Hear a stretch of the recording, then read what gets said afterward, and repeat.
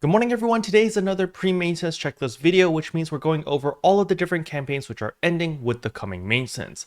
But before we jump into all of that, if you're new to the channel, I upload NGS content daily, so if you do play this game, I would really appreciate a subscribe as it really helps out the channel. Anyway, without further ado, let's begin the video.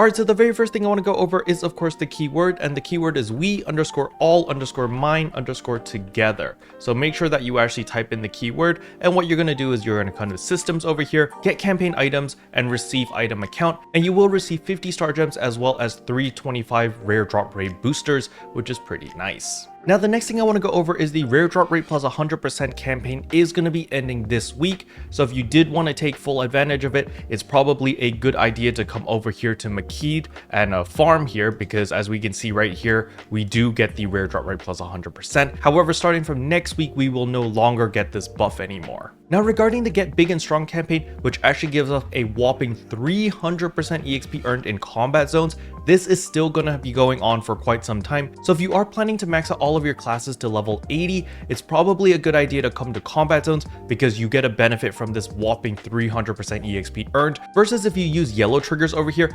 Unfortunately, under yellow triggers, you do not gain this extra 300% EXP earned. So it's probably better to just go to combat zones and just PSE burst for levels, simply because, well, 300% is nothing to sneeze at. Now the next campaign that is ending is going to be the Oshi collaboration campaign. So all of these freebies over here will be going away, so make sure that you do pick them up if you have not already. They were just login requirements. All you need to do is simply log in and you'll get all of these goodies. Now the next thing I want to go over are all of the AC scratches which are going away, because a lot of them are ending. So the NGS hairstyle revival, so if you did want any hairstyles, you might want to buy them soon, because once this scratch goes away, the supply eventually will dry out and the prices will go back up. So if you did want to pick anything up, it might be a good time to buy some of them. However, this is not the only scratch that is going away. The Type 1 Voice Collect, Type 2 Voice Collect, Rewind Collection, Cyber Comfort, as well as the Oshi collaboration scratch are all going away. That is 6 AC scratch banners that are all going away after maintenance. So if you did want anything from any of these scratches,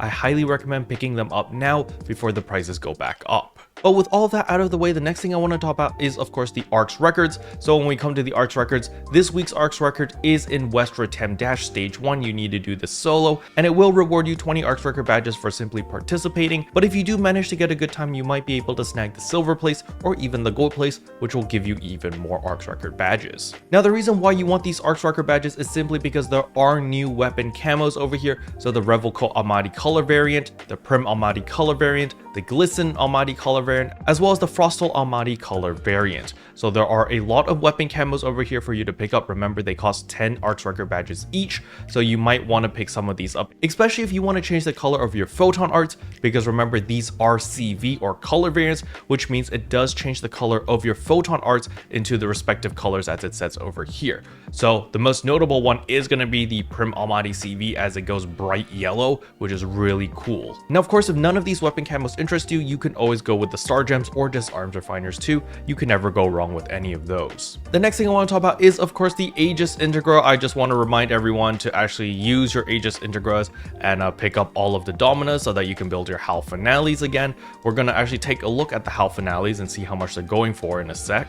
And let us take a look at HAL finale prices, and look, they went back up to $1 million. So HAL finale prices do fluctuate quite a bit. They do go up and down. Last week they were at like 800,000, so that was a 200,000 increase in price. Honestly, I don't really know why it goes up and down this drastically, but nevertheless, you know, just building up your own HAL finales is the way to go, because then the market price doesn't screw you over, and if the prices are incredibly high, you can always sell them and make some profit. And last but not least, I want to remind everyone to complete your alliance task. I can't stress how important it is to accept alliance tasks and complete all of them, or as many as you can, simply because you need your alliance badges. Because as we can see right here, you can purchase 7,000 Genesis points if you need them, and of course you can also buy the star gems. So I'm going to buy my 30 star gems right here. but if you do need more Genesis points, you can always purchase them here. So over here, it'll cost me 2 Alliance badges for 2,000 Genesis points, so I can purchase that. And boom, over here, you can see that I have 80,000 Genesis points. Now, you might notice that my number has turned yellow, and you might be wondering, Kara, why is your number yellow? Mine's just white. It simply means that I am getting really close to the limit or the cap. There is a cap for Genesis points. I believe it's 100,000. But when your number turns yellow over here, it means that you're getting close to the cap. So I am going to need to make sure that I do spend my Genesis points because if I do hit the cap, I won't be able to earn any more Genesis points, which would be quite unfortunate.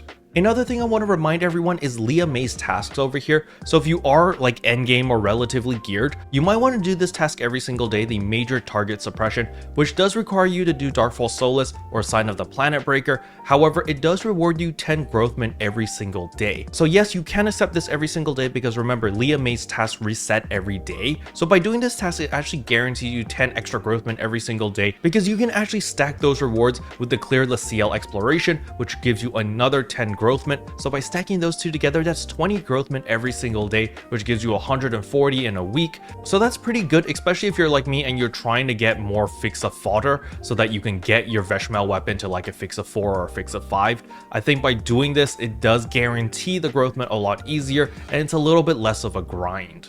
Special thanks to all the members for supporting the channel. It really means a lot to me. Thank you again. But yeah, that's all I wanted to cover in today's video. Hopefully you guys found it helpful. If you did, I would appreciate a like and a subscribe, and I'll see you guys in tomorrow's video. Bye!